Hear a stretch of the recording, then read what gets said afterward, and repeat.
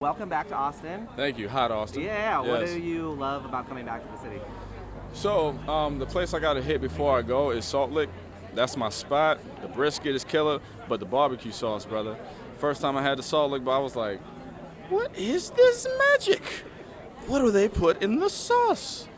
So that's my joint. I was out there on the river today doing my little kayak thing. That was awesome. It was relaxing, man. But, Austin just has a feel. It's got life of Austin, it's really kind of comfortable, relaxed. You go out, just have a drink or whatever, but it's got a cool vibe, and I like that. So, I'm happy to be back.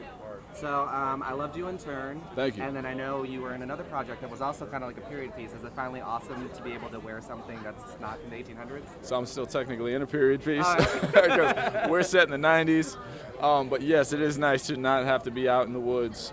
Even though those projects, Turn and the other one, Underground, those were fantastic projects. But it is nice to be in something a bit more modern, because at least I can work indoors a little bit and not in the swamps. Use a phone. Yeah, let's use a phone. Actually, we're using pages on the show. Oh. Take it back. That's true. That's nice. Something the kids don't know about. You know what I'm saying? I don't even know my little sister. She's 22. I don't know if she knows about a page. But yeah, but it's nice though, man. So talk to me a little bit more about what drew you to the project. Just kind of the gravitas and the weight of the subject matter, man. I felt like we could do some great things with it over the years, and I like the fact that it's just raw and gritty, and it gets back to this style of crime show that we haven't seen in a long time, because crime is not the premier element. It's not the big elephant in the room.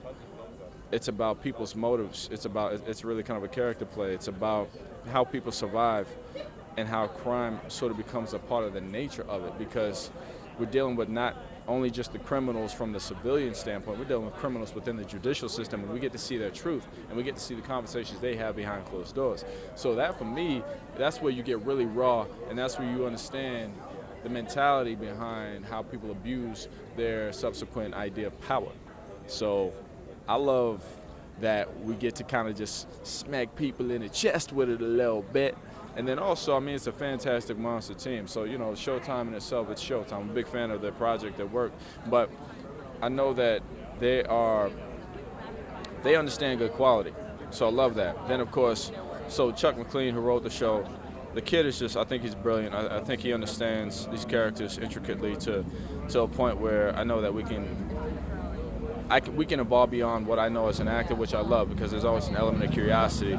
Of course, Matt Damon, Ben Affleck, Jen Todd. So that powerhouse team, Jen and Matt, they produced, and of course, Matt starred in, the Bourne series. Ben Affleck is Ben Affleck. They know quality, so there's a security there that you can have with that. And then you got Tom Fontana and Kevin Bacon. Kevin's a legend in the game. So for me, attaching myself to this kind of team means that throughout this experience, whether we last an episode or season, 5 seasons, doesn't matter. I'm still going to grow.